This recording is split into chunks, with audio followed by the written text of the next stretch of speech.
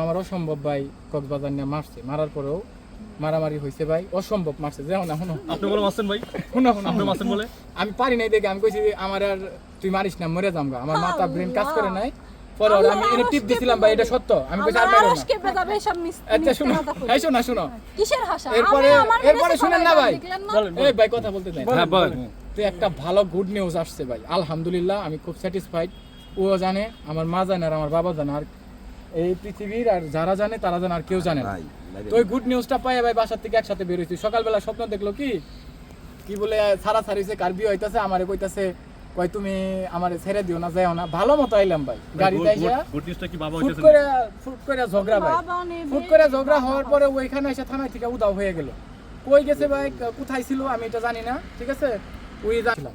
আর ওরে আমি, ও জানে, আমি বলি সত্য কথা কয়ে যাই ভাই, কই রেকর্ডটা এটা লিক করতে চাই না।